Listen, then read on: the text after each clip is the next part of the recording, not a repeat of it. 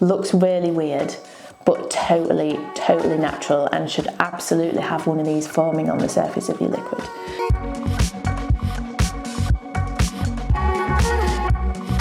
Hi, I'm Emma, I'm from Hip Hop, and I'm going to show you how easy it is to make your own kombucha at home.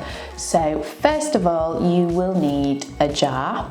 Any old jar like this is fine. This is a 2 litre flip top type jar that you can find in any number of retailers. And what you want to do is just take off the lid and all the gubbins that you don't need, so it looks a little bit like that.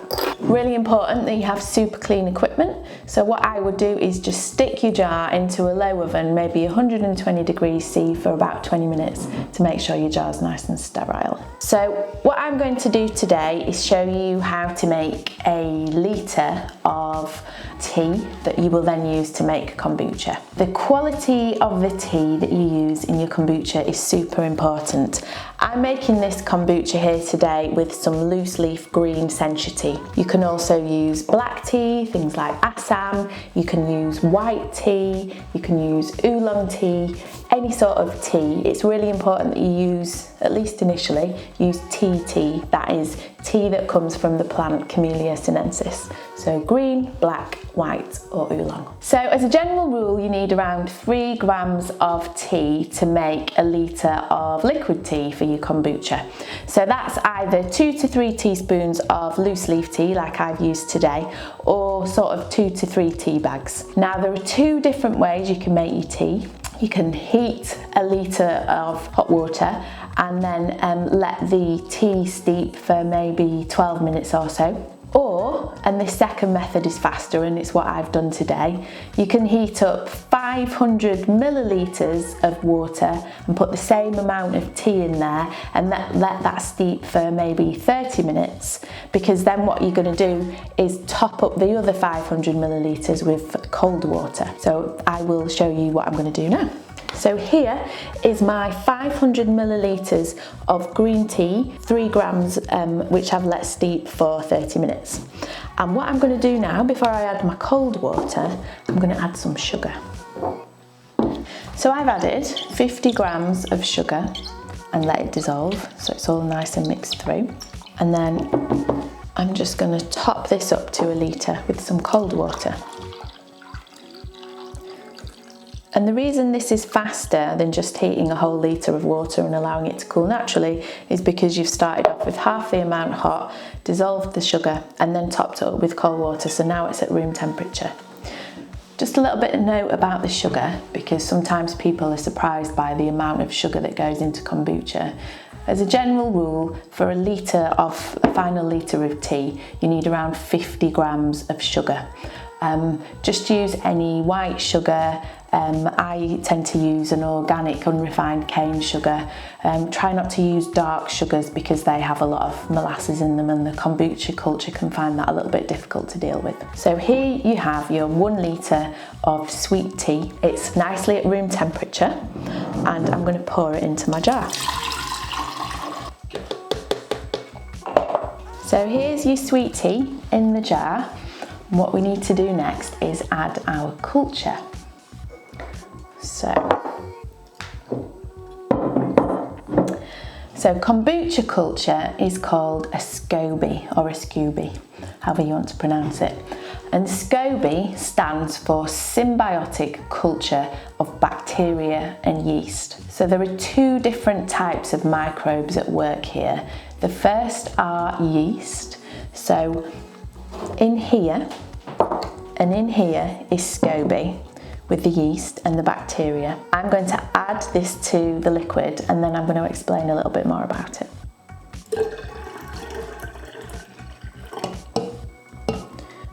So like I said, the first microbes in there are the yeast, and then we also have the bacteria. So what happens first of all in a kombucha fermentation is the yeast eat the sugar, because that's what the yeast like to do. So the yeast eat the sugar and they produce different compounds. So they produce carbon dioxide, so that's why kombucha naturally has a little bit of fizz to it. They produce alcohol in very small quantities, but they do produce some. Now, alcohol is a completely natural byproduct of any fermentation, and the alcohol produced in a kombucha fermentation is very, very small. So it's not like a beer yeast or a wine yeast where the goal is to produce a lot of alcohol. It produces tiny, tiny amounts. So that's why kombucha is classed as a non-alcoholic drink. But the yeast are getting busy and producing these different compounds, and then after a short period of time the bacteria get involved, and there are different bacteria in a kombucha culture. Some of the most common ones are Acetobacter and Gluconobacter. Acetobacter is what gives kombucha that sort of apple cider vinegar zing, because Acetobacter in a kombucha fermentation produce acetic acid, and that's another word for vinegar.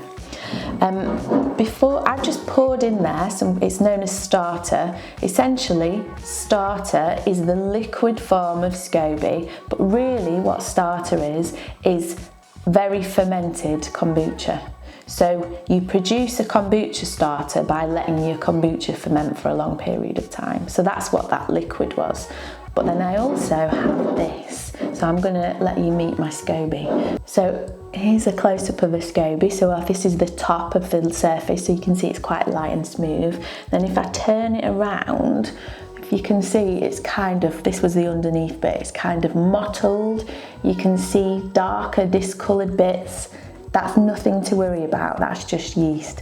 But kombucha scoby come in all shapes and sizes. You can have dark brown bits, even black bits, stringy bits. Looks really weird, but totally, totally natural, and should absolutely have one of these forming on the surface of your liquid. Sometimes people ask about mould. Mould is mould, so if you've got mould on the top of the scoby or in the liquid, it'll be blue and fuzzy and green, just like mould looks. That is not mould, that is kombucha culture. So I'm just gonna let that sit on the surface of the liquid, like so. Just a little point, I've obviously just been manhandling my SCOBY and showing it off, but what I would do when I move SCOBY between jars is either use gloves or use clean utensils to do it. So then what we're going to do, dead simple, is get a bit of kitchen roll. And I'm going to pop that on top of the jar, like so. And then I'm going to take an elastic band or a hair bubble. You don't have to use kitchen roll, you can use cloth as long as it's got a close weave. Just secure that over the top, okay? So this is your jar of sweet tea and kombucha. Well, here is your jar of sweet tea and kombucha culture, and it's ready to turn into kombucha. So what you want to do is leave this somewhere at room temperature, maybe in the corner of the kitchen out of the way. So this is important because you're protecting the contents of the jar from, you know, stuff flying around the kitchen. But because you're using kitchen roll or a close weave cloth, you're letting air in, because kombucha is an aerobic fermentation, so the microbes need the oxygen to do their stuff.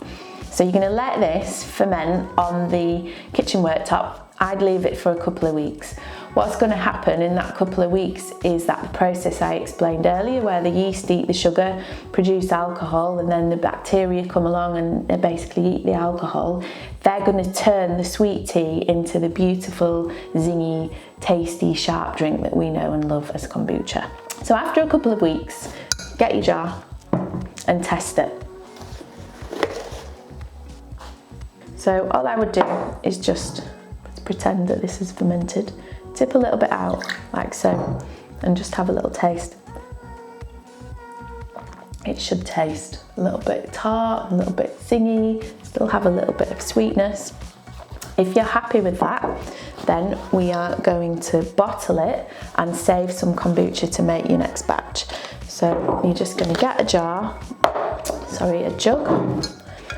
and then pour your kombucha into your jug. Now it's really important that you keep about 20% of the liquid back, because you're going to need that 20% liquid to brew your next batch. So we'll just pop that there. Let's pop the lid back on so we're protecting the kombucha. Okay, so first of all, you can just drink this as it is in the glass, it'll be delicious. Or there are different fun things you can do. So here I've got a flip top bottle, and I've just put some blueberries in this earlier. Just pour the kombucha into the bottle. So you can see it's going to be a lovely purple colour. Just fill that up all the way to the top. What you want is a really tiny little gap. So if you're putting kombucha into one of these bottles and you're adding some fruit, you're adding more sugar. This bottle is still full of kombucha culture of yeast and bacteria. Close the lid and just let it sit on the worktop for a couple of days. And the process that you had in your jar is going to happen all again, the same thing again in the bottle, because you've just added more sugar with the blueberries, so the yeast are going to eat the sugar, the bacteria are going to get involved and transform the alcohol into acids, into healthy organic acids. And also, I mentioned earlier, in that process you get carbon dioxide. So carbon dioxide is going to get produced, and the carbon dioxide wants to escape, so it floats up to the top of the bottle, but here you've got a stopper, so there's nowhere for the carbon dioxide to go other than back into the liquid, and that's how you can get fizzy drinks, fizzy kombucha drinks, which are delicious and healthy and probiotic and beautiful. A couple of tips. Every sort of day or so when you're brewing like this is called secondary fermentation. Flip the lid and just let a bit of the CO2 out, so you've not got a big build up in the bottle. Or when you're going to open it, take it off the warm surface, pop it in the fridge and cool it down, because colder temperatures slow down fermentation, and that way you're less likely to get an exploding bottle or liquid shooting out the bottle when you open the top. It's really cool, loads of different flavoured drinks you can make. You can put ginger in there, you can put herbs in there, you can put fruits in there. There's a ton of different things. It's a really interesting thing to do with kids. My kids love this. So just coming back to your previous jar here, so you have left in here your scoby, and you've got some starter liquid, and you're going to use this to repeat the process at the start of the video all over again. And that way you can constantly have a supply of kombucha. You can brew in larger glass jars. You can really start to create your own little kombucha factory at home. So I hope you found this video useful. If you've got any questions, then you can contact us on socials or via email. We have a ton of starter in the brewery, so if you want to get hold of some starter to start brewing your own, then please just drop us a line, and also send us some pictures of your scoby, because we always like to have a little look at those. Thank you.